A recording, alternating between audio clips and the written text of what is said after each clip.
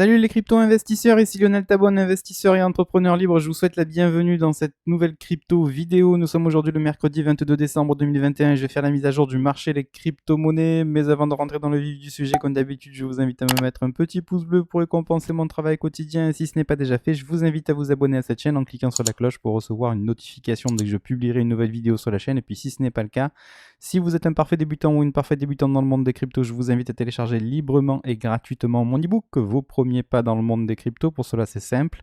Vous cliquez sur le lien qui est juste en dessous de cette vidéo, vous m'indiquez votre adresse mail et je vous envoie tout ça dans votre boîte mail. C'est comme ça, c'est pour vous, c'est cadeau.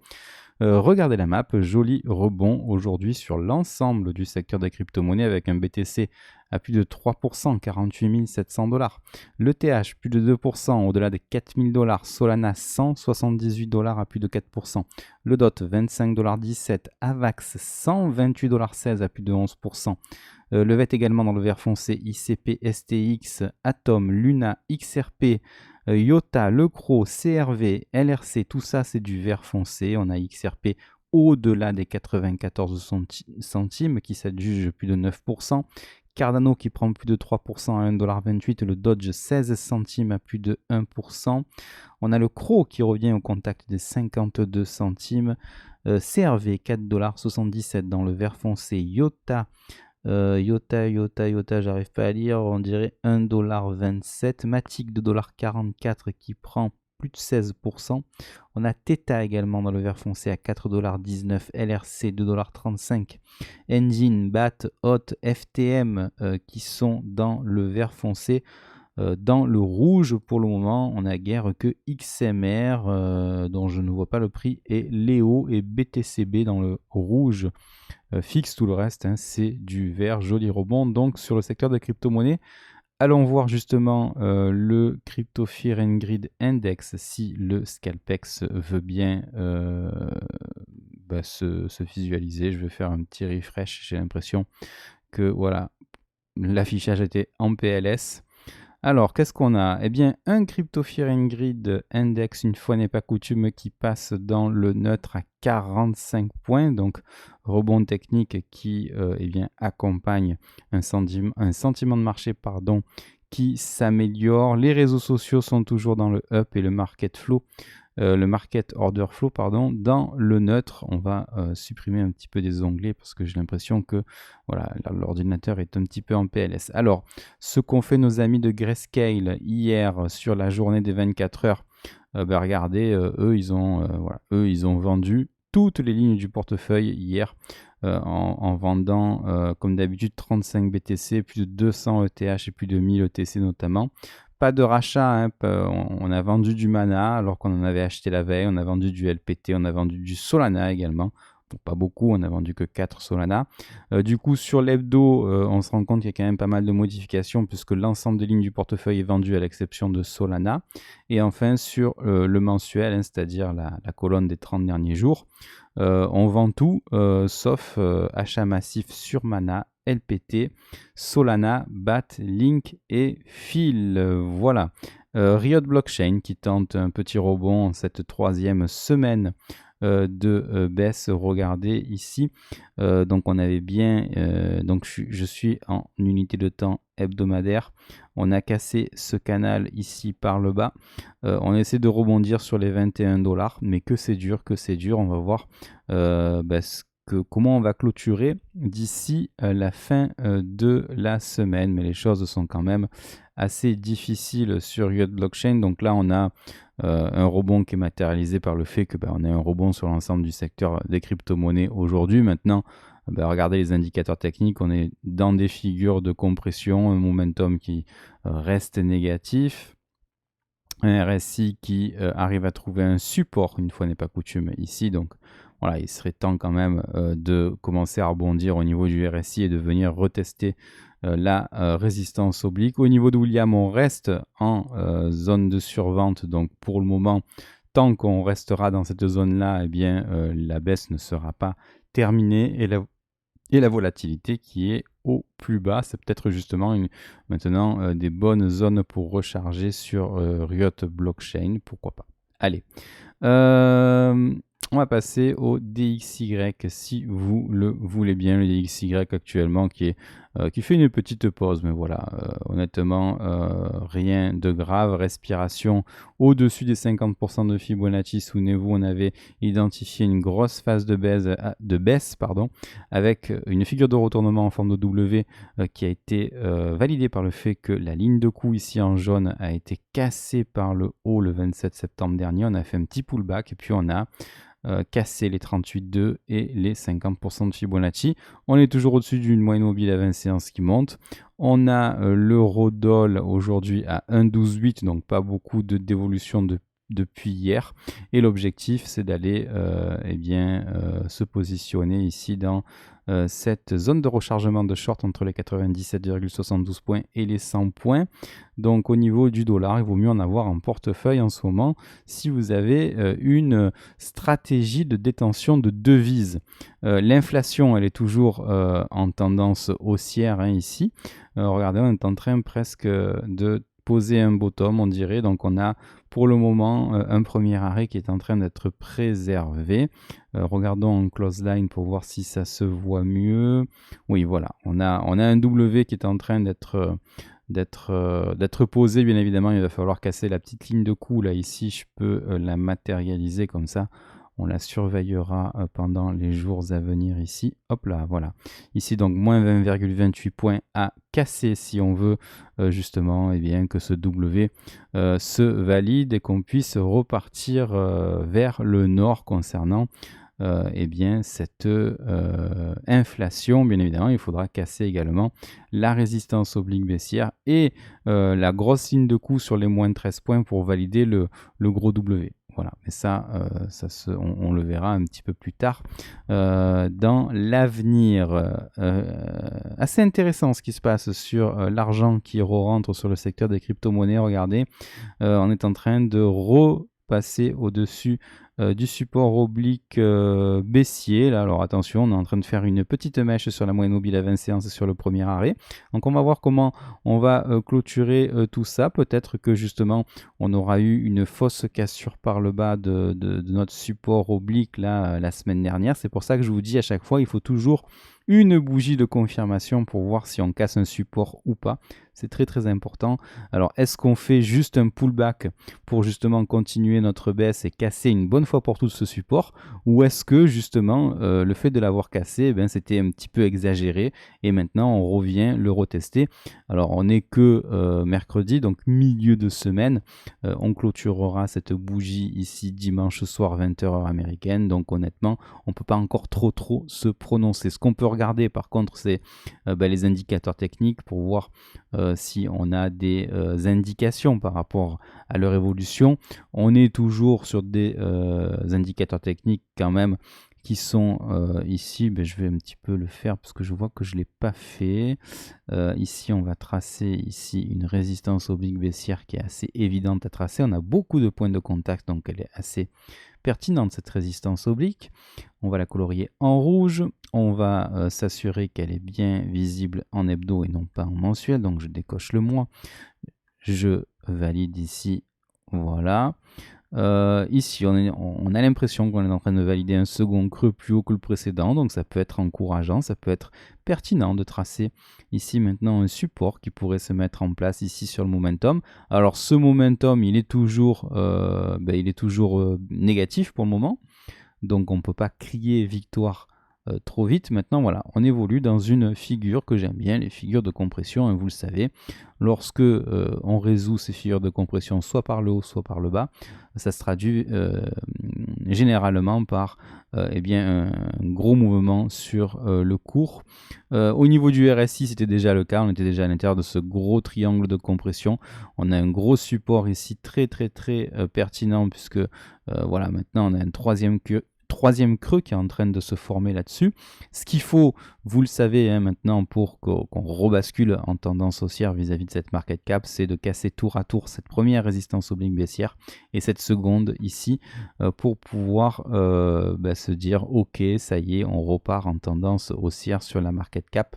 et ça se traduira vraisemblablement sur les cours par repasser au-dessus de ces 3 zones là dont on a cassé les valeurs depuis quelques jours maintenant.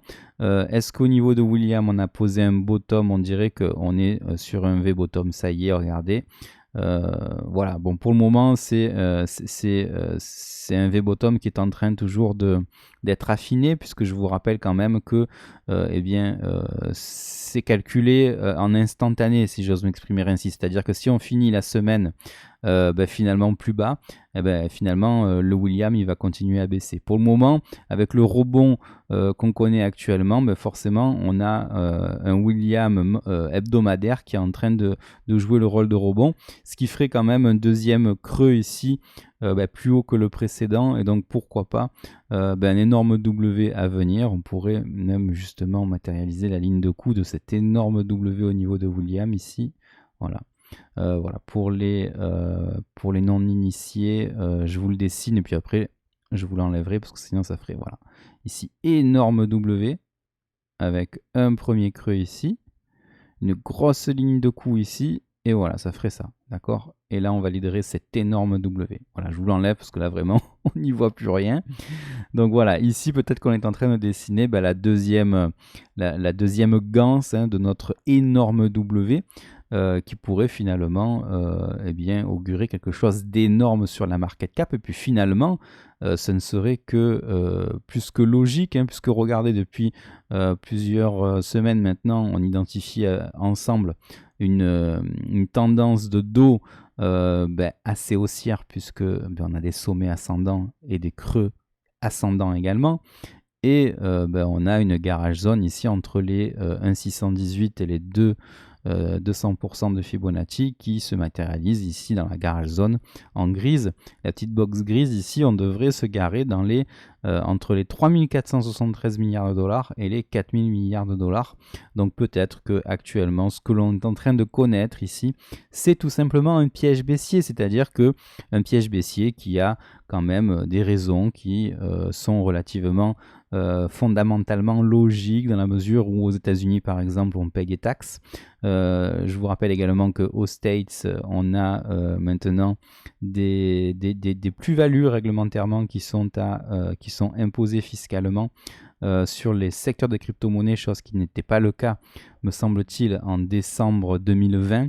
Donc c'est pour ça qu'en décembre 2020, si on revient ici, là on n'avait pas eu ce phénomène-là. On voit qu'on a eu que des bougies vertes sur le mois de décembre dernier, alors que ici on est plutôt dans une latéralisation à plat. Voilà, donc tout ça peut être très très logique. Maintenant, on va pas se précipiter. C'est pas parce qu'on a un rebond qui fait que voilà, la tendance hebdomadaire, la bougie hebdomadaire a l'air d'être verte, qu'elle sera verte dimanche soir. Il faut vraiment attendre dimanche soir pour voir si on va créer une mèche haute et du coup au contraire continuer notre baisse. Et dans ce cas-là, ce ne sera pas très très très reluisant pour la suite. Soit on crée un vrai bottom ici qui est plus haut que le précédent et qu'on confirme notre tendance de dos et que donc on prépare une nouvelle vague haussière concernant la market cap. C'est très important parce que ça veut dire qu'on valide le fait que de l'argent frais est en train de rentrer sur ce secteur dans les prochaines semaines, et donc on prépare tout simplement le printemps haussier 2022. Allez, le S&P 500, quant à lui, on le regarde toujours, ce graphique en unité de temps hebdomadaire, c'est-à-dire que chaque bougie de cotation correspond à une semaine de cotation. On avait mis en place ensemble un trading range ici avec une borne basse à 4495 points et une borne hausse à 4743 points. On a ce que l'on appelle une pénétrante haussière ici, puisque on a au niveau de la bougie hebdomadaire ici une ouverture à 4585 points, ouverture en deçà de la clôture de la bougie de la semaine précédente. Je sais, c'est assez technique. Si on arrive à clôturer, me semble-t-il, au-dessus de la moitié de la bougie de la semaine précédente, on aura validé cette pénétrante haussière, et donc on reprendra de ça d'un point de vue de la théorie des doji, c'est une pénétrante haussière, et donc du coup tout militerait pour la hausse. D'ailleurs, si on repasse en close line, on est peut-être en train de valider un futur W, vous le voyez ici. Forcément, hein, quand on est dans un range et qu'on a une résolution haussière de ce range, on valide tout simplement des W. Et à l'inverse, quand on est à l'intérieur d'un range et qu'on le casse par le bas, forcément on valide des M. Voilà, c'est pas plus compliqué que ça finalement. Mais là, quand on est dans un range, en fait, on valide ni l'un ni l'autre, ni les M ni les W. On ne sait pas dans quel sens ça va partir. Et c'est un petit peu l'incertitude dans laquelle on est au jour d'aujourd'hui. Maintenant, très très haussier, regardez, c'est pas anodin. On vient faire une mèche basse sur la moyenne mobile à 20 séances. C'est très très sain au niveau du S&P 500. On reste bien au-dessus de la moyenne mobile à 20 séances, enfin bien au-dessus, surtout bien au-dessus du premier arrêt à 3770 points. Regardons les indicateurs techniques, toujours dans le triangle de compression ici au niveau du momentum qui reste quand même positif, même si on a validé un M. Enfin voilà, un M sur un indicateur technique qui reste à l'intérieur d'un triangle de compression, c'est pas non plus hyper significatif. On avait ici également un énorme M qui avait été cassé au niveau de la ligne de cours. Regardez, on a finalement trouvé un creux juste en dessous. Donc voilà, il faut de temps en temps relativiser les choses. Ici, le plus important, ça va être la résolution du triangle de compression. Voilà, tout simplement. Savoir si on va le résoudre par le haut ou par le bas. Au niveau du RSI, je ne pense pas avoir mis en place quelque chose. Ouais, on a une espèce de... On a eu cette énorme baisse ici, voilà, qu'on peut matérialiser par cette trendline ici en rouge qui a été cassée par le haut. Donc il y a de ça quand même mai 2020, donc c'était coronavirus ça, hein, ou un petit peu après le coronavirus. Et depuis, on voit qu'on est dans une grosse tendance haussière, on va dire, dans un gros canal. Donc ça, je vais vous l'enlever parce que sinon, si je le laisse, on verra plus rien. Ce qu'on peut faire éventuellement, c'est matérialiser une espèce de gros canal haussier ici. Ça, je le colorie en rouge. Je regarde un petit peu si je dois décocher les choses en termes de visibilité. Non, c'est très bien. Et ici, on peut peut-être mettre en place, je sais pas, une espèce de support ici. Est-ce qu'il est pertinent celui-là? Ou plutôt peut-être comme ça, je sais pas. On va faire ça. On va laisser ça comme ça. C'est une espèce de canal haussier, voilà, légèrement ascendant, hein, canal haussier légèrement ascendant. Voilà, donc pour le RSI, on est au-dessus des 50, donc c'est plutôt pas mal. Au niveau de William aussi, très intéressant. On est peut-être en train de valider un double creux ici. Bon, c'est pas le cas, il va falloir quand même casser la ligne de coup ici par le haut. On va la mentionner ici. Pour le moment, on est toujours, on n'est pas revenu en zone de surachat. Bien évidemment, si on revient en zone de surachat, derrière, ça veut dire qu'on repart en tendance haussière et ça voudra dire vraisemblablement qu'on casse le canal par le haut. Hein. La volatilité, il est à noter qu'elle est toujours assez faible et ça, c'est plutôt sain. Voilà. Voilà pour le S&P. Le graphique des Open Interest ici, on voit ici qu'on est peut-être en train de créer un creux. On le voit d'ailleurs sur le graphique du BTC ici et sur le graphique de l'Open Interest. C'est pas sans rappeler ici toute cette zone là ici entre...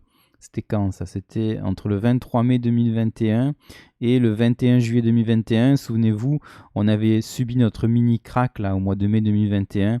On avait ici mis en place un trading range ici dans cette même période, hein, durant tout l'été. Et on avait finalement créé un bottom ici sur les 28 000 $ sur le BTC pour aller finalement aller sur les 60 000. Bon, est-ce qu'on est en train de faire la même chose ici? Peut-être, voilà, peut-être maintenant. On voit qu'il y a un double creux qui est en train de se valider sur les deux courbes. Maintenant, ça ne veut pas dire que le range est terminé. Hein. C'est pas parce qu'on a un rebond technique en journalier, c'est vraiment trop tôt pour dire que le rebond que le double bottom est vraiment en train de se mettre en place. On est peut-être en train de le mettre en place, mais il faut vraiment laisser le temps en cours de se développer. Vous avez vu ici, ça a duré plusieurs mois. Donc on est toujours en hiver, ce n'est que le début de l'hiver.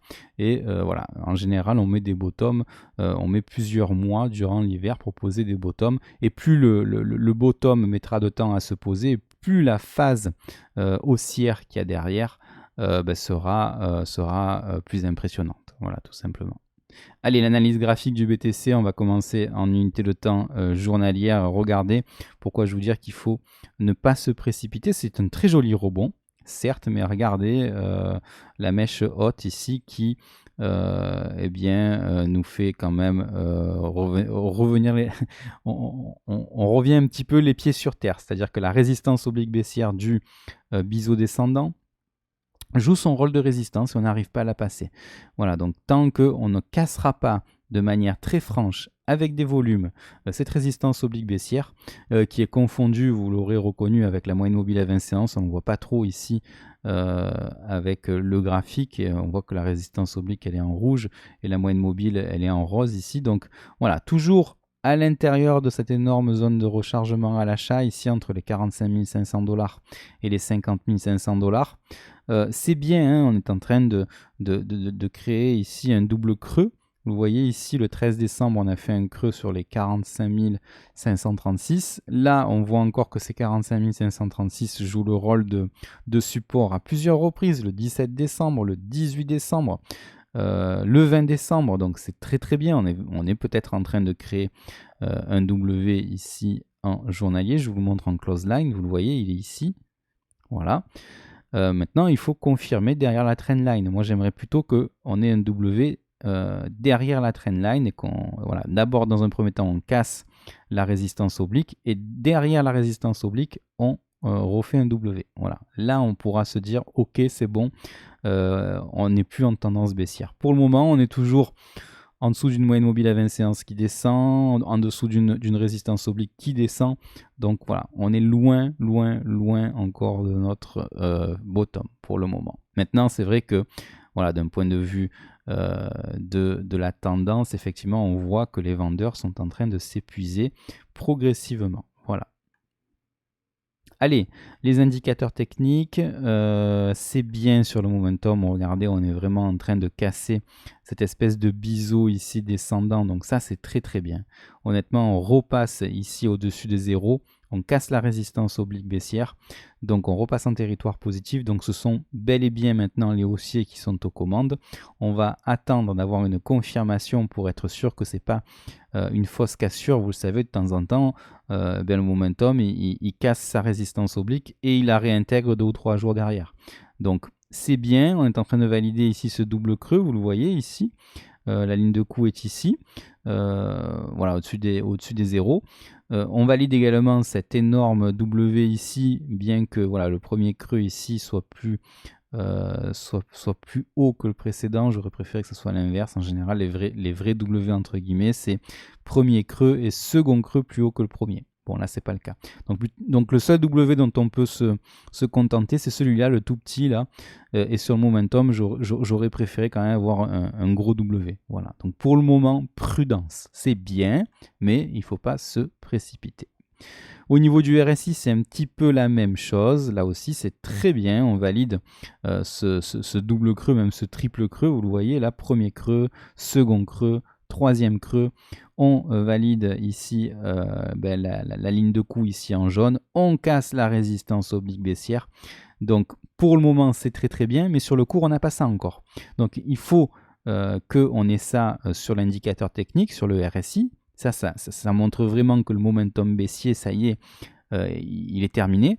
Par contre, il faut que sur le cours, ça s'accompagne également de la cassure de la trendline ici en rouge, donc de la résistance oblique baissière, avec du volume, bien évidemment, et également dans la moyenne mobile à 20 séances. Là, on l'a sur l'indicateur, mais on ne l'a pas sur le cours. D'accord ? Il faut vraiment qu'on l'ait sur les deux. Donc voilà, c'est encourageant, mais attention, c'est peut-être qu'un rebond technique et peut-être que justement aujourd'hui on va encore une fois repartir à la baisse. Donc tout ça c'est très très bien. Maintenant il faut confirmer tout simplement. William également, W ici très très très très bien. On repasse au-dessus de la courbe rouge. Maintenant on est toujours dans cette box verte. Vous savez, au niveau de William, il n'y a pas 36 solutions. Soit on est dans la zone de surachat et derrière on repart en tendance haussière. Voilà, soit on est en zone de survente, on est en tendance baissière, là on est presque au milieu de la box verte, donc l'indicateur est neutre. Voilà. Ce qui est bien quand même, c'est que Ce rebond technique se fait avec des spreads négatifs, c'est-à-dire avec des shorters. Et en fait, c'est tout simplement le résultat du short squeeze dont on avait parlé hier. Hein. On est véritablement sur un short squeeze, c'est-à-dire qu'on a accumulé tellement de vendeurs que ces vendeurs qui gagnent de l'argent, c'est sûrement des gens qui ont shorté le Bitcoin sur les 50 000, qui se rachètent sur les 45 000 ou qui l'ont shorté sur les 60 000, hein, pourquoi pas. Et petit à petit, ils se rachètent. Donc c'est pour ça que ça crée des buy market, hein, c'est-à-dire des achats au marché. Et c'est pour ça que du coup, on a un rebond technique assez agréable à regarder. Voilà, tout simplement. Est-ce que je vous fais une petite analyse hebdo? C'est peut-être un petit peu tôt pour le moment. On voit ici qu'on est en train de faire un pullback sur les 50% de Fibonacci. Est-ce que justement, comme sur le total de la market cap, est-ce que c'est un pullback? Est-ce qu'on a fait une fausse cassure la semaine dernière? On verra, mais en tout cas, on voit que les 50% de Fibonacci sur les 48 800 $, c'est un niveau très très très important. On en parle depuis déjà pas mal de temps. Hein. Ce niveau-là, il est vraiment assez impressionnant d'un point de vue. Regardez aussi. Je vous en parle déjà à chaque fois que je vous fais l'analyse hebdo, mais c'est vrai que ce niveau-là, il est crucial, puisque regardez, cette bougie a fait support. Ici, on a cassé cette zone-là. On l'a cassé sur le mini-crack du mois de mai. Juste avant, ça jouait un rôle de support. Bref, c'est 48 827 $ pour moi. Ils sont déterminants dans la mesure où jusqu'à présent, c'était un support. Et si on les casse, derrière, ça va ouvrir le champ à la zone de rechargement à l'achat beaucoup plus bas entre les 37 et les 44. Peut-être retester l'ancienne résistance oblique de notre gros triangle de compression, chose qu'on a déjà faite. Hein, on l'a fait cette semaine et on l'a fait la semaine dernière et on l'a fait il y a 2 semaines. Donc ici, c'est une zone qui a déjà été largement travaillée. Maintenant, est-ce qu'on a terminé notre chasse sur cette résistance oblique? Maintenant, on va repartir de l'avant. Ça, on le verra à la fin de cette semaine. L'order flow, pour voir un petit peu si des choses ont changé. Je suis en H4. Regardez, on reste avec des spreads négatifs. Ça, c'est plutôt intéressant. Donc, on monte avec des spreads négatifs. C'est très, très bien. On a des taux d'intérêt, funding rate, encore en négatif ici. Donc, ça, c'est très, très, très, très sain. Ça veut dire que le train est complètement déchargé ici. Bien que ici on ait un open interest qui commence quand même à monter ici sur le H4, et du coup je me dis que si l'open interest monte et que les spreads sont négatifs, peut-être qu'on est encore en train d'accumuler des vendeurs. Et donc si on accumule des vendeurs, ça veut dire qu'on crée des prix de liquidation au nord, et donc peut-être que notre rebond technique finalement n'est pas encore terminé, et ça ce serait plutôt une bonne nouvelle pour le BTC qui va peut-être, pourquoi pas, aller chercher les 50 000, les 52 000. On verra ça d'ici les prochains jours, et ça validerait justement au niveau de nos indicateurs techniques la création d'un double bottom en unité de temps journalière. Voilà, ça c'était pour le H4. On peut voir ce qui se passe en journalier. En journalier, des spreads toujours négatifs, un funding ici toujours très très proche de zéro. Donc honnêtement, le train est déchargé. Les open interest, ils sont très très flat. On le voit ici. Voilà, ça augmente, mais c'est rien de fou. Donc très très sain ce qui se passe. Honnêtement, très très sain sur le BTC. C'est assez intéressant. On va voir en hebdo pour terminer, même si, on verra ça quand même le week-end prochain, mais c'est juste pour avoir une idée. Moi, j'aime bien avoir une idée sur l'hebdo. Regardez, on est toujours dans des spreads a priori pour le moment négatifs depuis déjà les 3 dernières semaines. Voilà, donc ça, c'est plutôt sympa. Voilà. Et le funding qui est vraiment au plus bas également. Voilà. Donc c'est comme ça qu'on pose des bottoms, hein. Honnêtement, voilà. Pour moi, on est vraiment en train de poser un bottom. À voir maintenant si ce bottom est plus ou moins fragile. Allez, le TH, qu'est-ce qu'il nous fait le TH sur l'unité de temps journalière? Très très bon, on était dans un trading range ici entre les 50% de Fibo et les 38,2, et petit à petit les 38,2 sont en train de être travaillés de nouveau, et ça c'est très très très très bien également.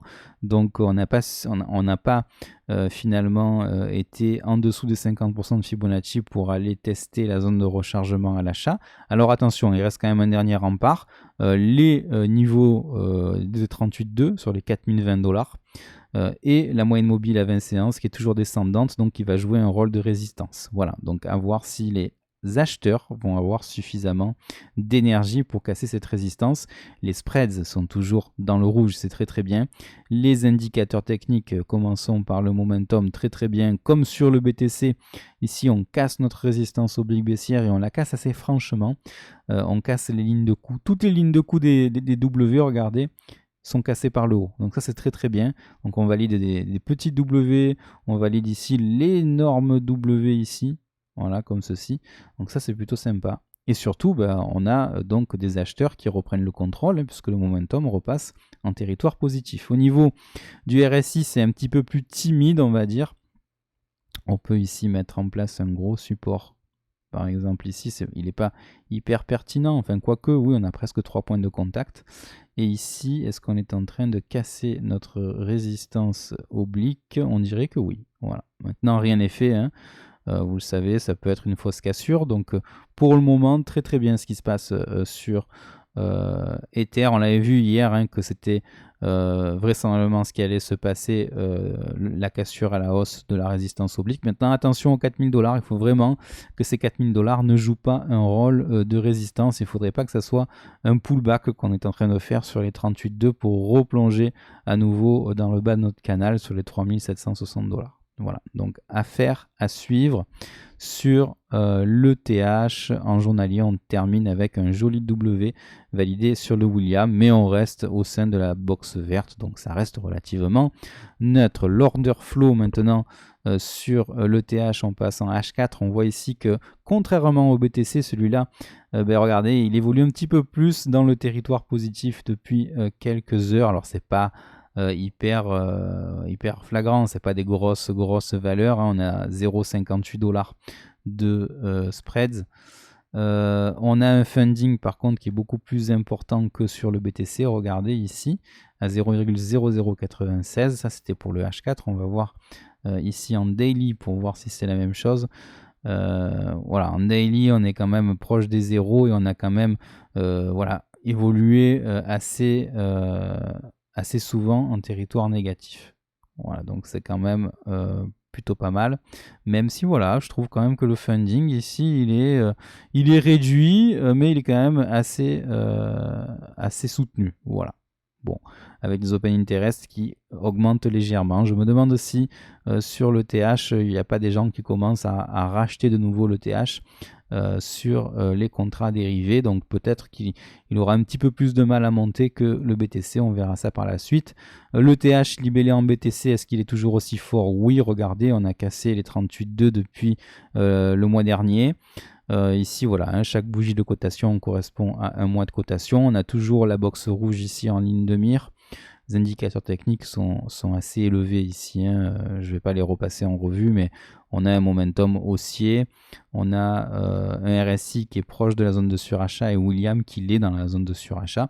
Et on a des spreads qui sont encore négatifs, donc ce qui veut dire que le train est déchargé. Enfin, je vais regarder un petit peu le portefeuille qui a dû s'améliorer un petit peu par rapport à hier. On doit être sur les 37 970 $ pour pas dire 38 000 $ au niveau de la valorisation. On est à plus de 130% de ROI. Ça fait 23 000 $ de plus-value depuis le mois de février 2021, date à laquelle j'ai investi 17 000 $. Donc on est un petit peu plus sur du x2, un peu plus que du x2, donc c'est pas mal. Je suis exposé à 35,4% en cash et à 64,6% en crypto. Lorsque on aura l'assurance que maintenant les cryptos vont repartir vers le nord, je m'allégerai un petit peu en XRP et en BAT, puisque voilà, je trouve que en termes de pourcentage, je suis un petit peu trop exposé sur ces deux tokens. Moi, je préconise pas plus de 5% de son portefeuille sur chaque ligne. Donc, j'ai une soixantaine d'actifs. Bon, j'ai du Chiliz sur les 2,3%. Ça va encore. Par contre, voilà, REP 3,3%, RSR 3,9%, ça commence à être un petit peu élevé. BAT 8,6%, c'est trop élevé. VET, ça va encore, mais voilà, il faut vraiment que sur BAT et XRP, j'allège. ETH 4,6%, bon. Voilà, c'est juste une gestion de risque. Moi, je préconise vraiment d'avoir des lignes qui soient inférieures à 3%, 3-4%, c'est le grand maximum pour vraiment ne pas être trop exposé à chacune de ces lignes-là. On va terminer avec l'analyse graphique de 4 altcoins, comme d'habitude, le BAT, le RSR, le Chiliz et le XRP. Le BAT qui est vraiment très très très en forme. Regardez la bougie qui est passée dans le vert, la bougie hebdo là. On est bien au-dessus d'une moyenne mobile à 20 séances qui monte. On a préservé tous nos précédents bottoms. Donc pour moi, le BAT va vraisemblablement décoller lorsque le Bitcoin aura donné le top et qu'on repassera en tendance haussière. Je pense que le BAT, lui, il va surperformer le Bitcoin. Le Chiliz également qui... lui, il a bouffé le bottom ici des 24 centimes, me semble-t-il. Bon, il l'a bouffé à très très peu de choses, enfin vraiment à peu de choses près. On l'a bouffé ici, là. Voilà, c'était le 29 novembre dernier. On a préservé quand même ici cette zone-là, là, ici, les 16 centimes, ce bottom-là, ce gros bottom-là a été préservé tout de même. Bon, si vraiment on est en train ici de dessiner par exemple un nouveau W derrière, je pense que voilà, sur le Chiliz, ça le fera. Je pense qu'on est vraiment sur des prix qui sont vraiment très très très intéressants actuellement. Bien évidemment, il faut pas faut vraiment maintenant qu'on mette en place notre fameux bottom. Voilà, sur le Chiliz, on peut pas dire ici qu'on a atteint le plus bas. On n'est même pas sur un V-bottom. C'est-à-dire que même si on revient sur les 30 centimes, il faudra attendre un double creux avant d'avoir l'assurance qu'on repasse en tendance haussière sur le Chiliz. RSR, très très bon également aussi RSR, même si, regardez, on voit ici qu'on est en train de faire un M. Mais pour le moment, la ligne de coût, c'est tout simplement les 2,69 centimes de dollars. Et on est tout simplement en train de rebondir dessus. Voilà. Donc pour RSR, de toute façon, même si on devait casser ce second bottom, le premier, lui, il est préservé. Le premier bottom, il est sur les 1,6 centimes par là. Pour le moment, voilà, c'est très très très très très fragile, mais on pourrait quand même ici valider encore une fois un troisième creux ascendant si nous préservons les 2,69 centimes sur RSR. Je suis positionné dessus, donc forcément j'ai un avis qui n'est pas forcément très très objectif. Maintenant, voilà, pour moi c'est quand même un projet fondamentalement qui est vraiment pas mal du tout, et je pense qu'il y a quand même du potentiel. Attention, bien évidemment, à ne pas valider le M. Là, si on valide le M, derrière on va corriger un petit peu plus. Ça ne veut pas dire que on repartira en tendance baissière, mais tant que le premier bottom pour moi est préservé, derrière il y a plutôt des affaires à faire au niveau de RSR et des prix à aller chercher qui seraient plutôt intéressants. XRP, j'étais assez pessimiste puisque regardez, finalement c'est bien beau les M weekly, on avait un M weekly. Et puis finalement, on est venu casser la ligne de coup par le bas de ce M, donc on l'a validé ce M, et regardez, voilà, tous les traders se sont fait avoir. On est en train de repasser au-dessus maintenant. Voilà, donc des fois l'analyse technique c'est bien pour s'aider, mais ce qu'on est peut-être en train de faire, je vous en avais parlé, c'est d'un énorme W dans lequel on a un M à l'intérieur d'un gros W. Voilà, c'est ça. En fait, le premier creux est là. On fait un M à l'intérieur de notre W. Et finalement, on fait un gros W ici en cassant la ligne de coût sur les 1,41$. Voilà. Donc, pour moi, XRP, c'est vraiment un indicateur de marché. C'est-à-dire que si XRP est bullish, je pense que voilà, c'est un précurseur, on va dire, du BTC. Il y en a qui utilisent BNB également. Moi, je trouve que voilà, XRP, c'est vraiment l'image un petit peu du secteur des crypto-monnaies, puisque c'est l'un des tokens qui est le plus ancien. Et puis, c'est un token qui a eu de la hype par rapport à son procès vis-à-vis de la SEC. Et donc voilà, pour cela, je trouve quand même que c'est assez intéressant d'étudier XRP. On voit quand même qu'on a deux gros bottoms, le premier sur les 50 centimes, le second ici, là, avec cette énorme mèche ici sur les 60 centimes, mais voilà, c'est plus du coup les 80 centimes qui sont visés. Et donc pour moi, c'est un énorme double bottom qui est en train de se mettre en place sur le weekly, sur XRP. Voilà, j'ai été très très long. 39 minutes, j'en suis vraiment désolé, mais voilà, il fallait vraiment que j'insiste là-dessus. On finit par le news flow, on s'était arrêté hier sur Bitcoin et Ether, je crois, des opportunités avec le TH. FTX qui continue son expansion dans le sport avec Monumental Sport and Entertainment, donc plutôt pas mal comme alliance. La société Figment qui lève 110 millions de dollars pour poursuivre le développement du Web 3.0. Donc le Web 3.0, c'est tout simplement le secteur des cryptos.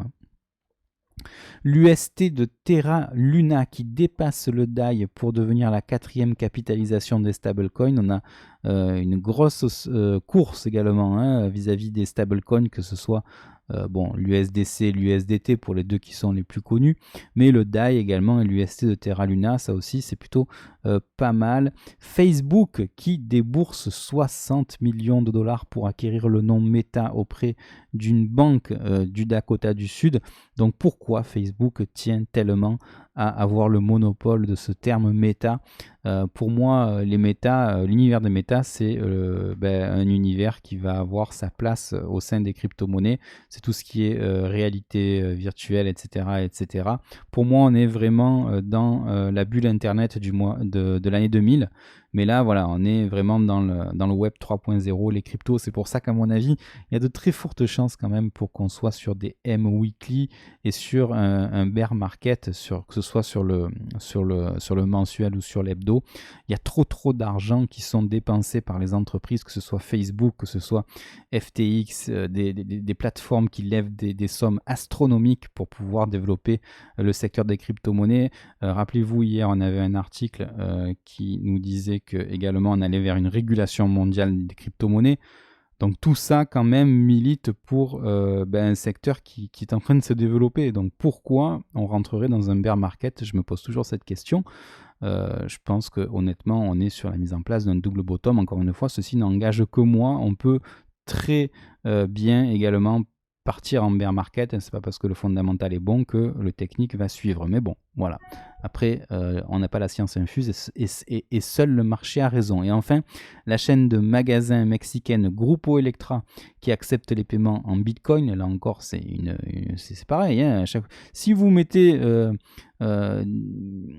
des crypto-monnaies qui sont valables dans tous les commerces, forcément, il y aura de plus en plus de gens qui utiliseront les crypto-monnaies et donc on aura plus de chances d'avoir des cryptos qui montent que l'inverse. Et enfin, la plateforme BitMEX qui dévoile son token BMEX et qui prévoit un airdrop. J'espère que cette vidéo n'aura pas été trop longue et qu'elle vous a plu. Si c'est le cas, je vous invite à me mettre un petit pouce bleu si vous pensez qu'elle peut intéresser d'autres personnes, partagez-la. Si ce n'est pas encore le cas, je vous invite à vous abonner à cette chaîne en cliquant sur la cloche pour recevoir une notification dès que je publierai une nouvelle vidéo sur la chaîne. Et puis n'oubliez pas, prenez soin de vous, prenez soin des gens que vous aimez, ayez l'esprit cash flow. Puis quant à moi, je vous retrouve dès demain en vidéo. Ciao!